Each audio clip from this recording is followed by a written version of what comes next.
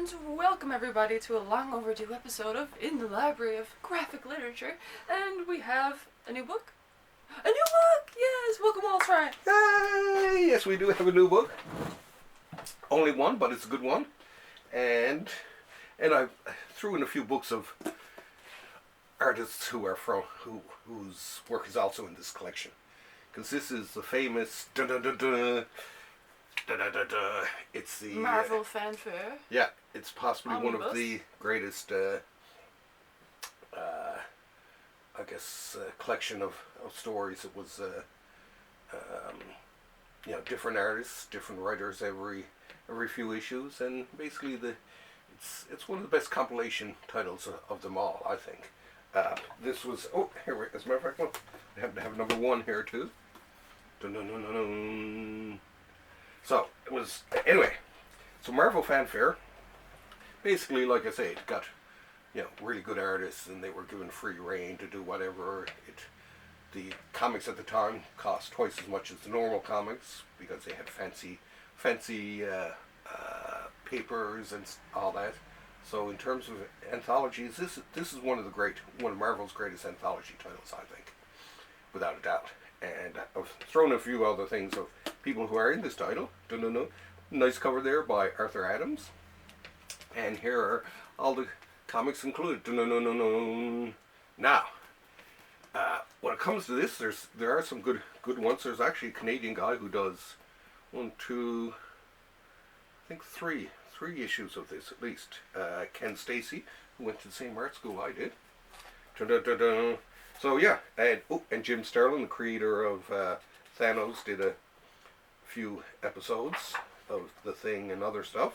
I guess I might as well show the people. Yes. So you got a bit of Sterling.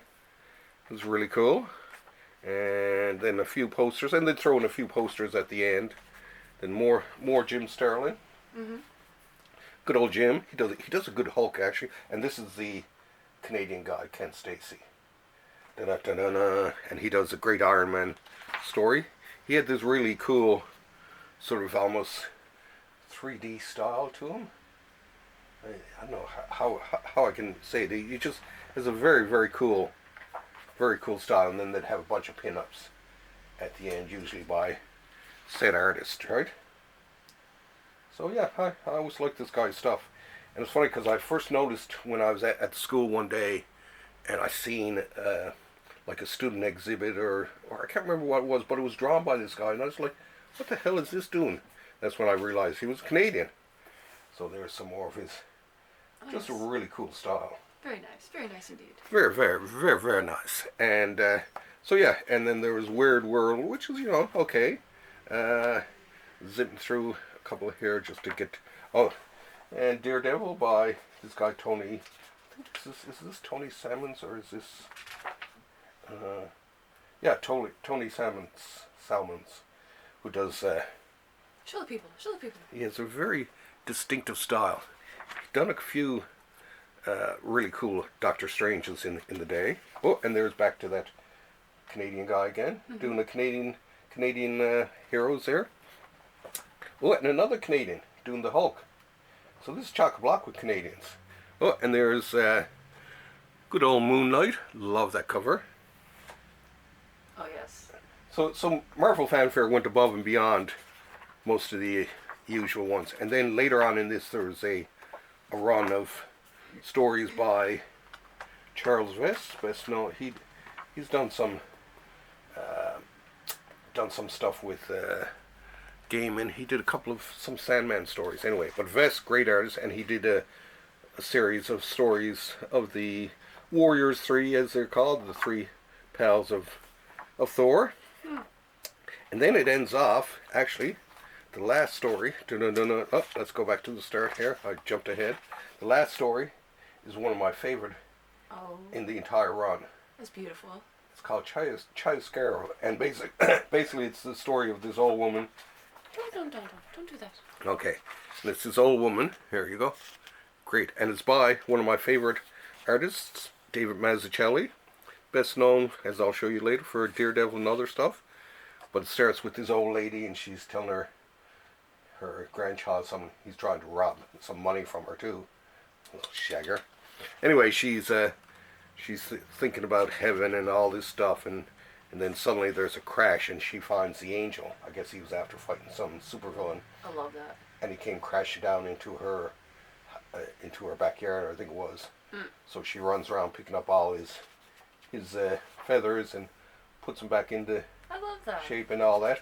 But the coolest thing is when he finally wakes up, she gives him tea or something like that, or soup or whatever, or offers him stuff. He just takes an apple, and then he gives her a kiss, and he flies off. Oh, she wants a bite of his apple for sure. And she feels so, like, she comes so much alive that she puts on her gloves, and she goes out for a ride in her car that's been sitting in the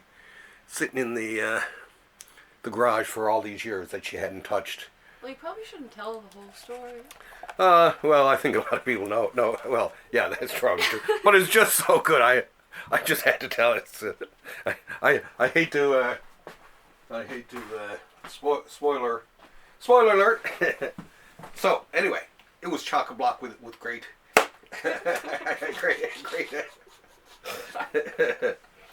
great things. There's one final volume of it now. That was volume 2. There's a third volume was just announced, as a matter of fact, recently, and it had stories by Bill Mantlo, Steve Gerber, who did Howard the Duck, Steve Grant, and Steve Englehart, the Steves, Michael W. Barr, and more, and the pencilers, the writers, Dave Gibbons, who did Watchmen, Ken Stacy, that Canadian guy, Brett Blevins, who's really cool, Al Weiss, Mike Mignola, Gene Colan, one of my favorite, Paul Smith, and many, many, many more. So, like I say, it was... Oh, now you do it. Yeah. That was great. So it was, in my, like I say, my favorite anthology of them all. And so, of course, it had all the best artists of the day, right? And one of them, and I'll start, so I figured, okay, I'll get one book and one story of each of them just to get people to...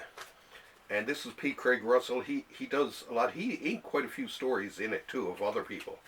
And when he inks it, he tends to, which is good, his art style really does overpower. And this is actually one of my favorite... I don't think anyone can see that glory from that far No. away.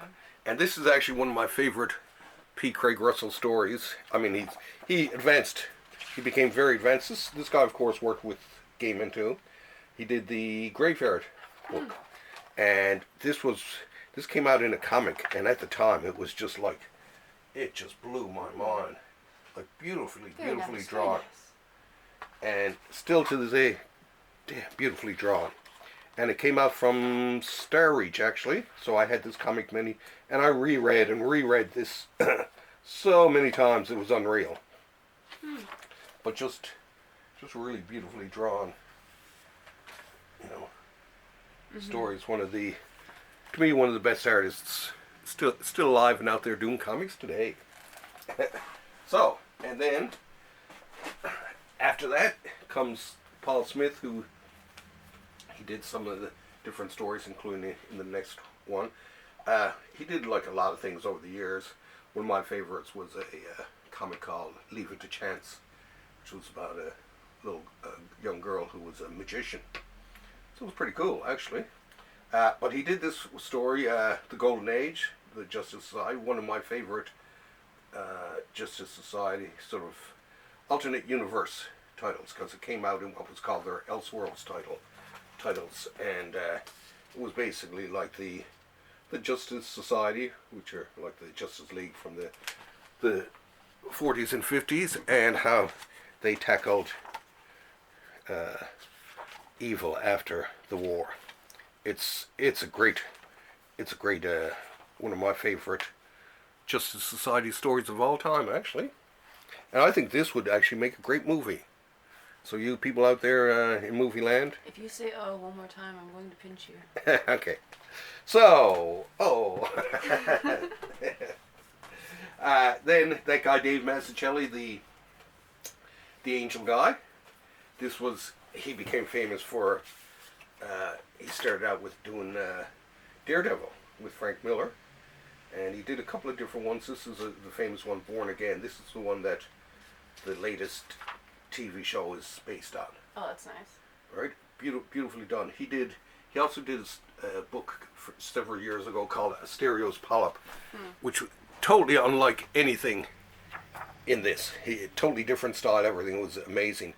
These two also did possibly the greatest Batman story of them all, year one. Anyway, it was pretty cool. And let's see, what do we have? Mr. Miracle by Steve Englehart and Steve Gerber. The Steves. Now I picked this one out because this has Mike Golden, who actually did a lot in the first 3 stories of the entire run of Marvel Fanfare. This is an early story of his, like a lot of people think about Micronauts or the Nam. This is an early Mr. Miracle story, double bind, written by Steve Gerber, the creator of Howard the Duck, and many other great stories. Just one of my favorite Mr. Miracle stories. Very, very well done. I love this guy's drawing. And last but not least, Doctor Strange. And this is an artist who he did a Man-Thing in one of these Marvel Fanfares. With the Master of Mystic Arts. Doctor Strange. And in among all these, there's the one story by the artist in question, Tom Sutton. He was one of my favorite. And this is actually one of my favorite Doctor Strange stories that he did. He did about 5 or 6, I think, at least. But this one he inked all by himself, and to me it's his masterpiece. So if anyone is a fan of Tom Sutton or a fan of Doctor Strange, this is a must. It's one of the wildest, coolest stories. Because with Doctor Strange, you gotta have something special if you're an artist. Which leads me into my next thing.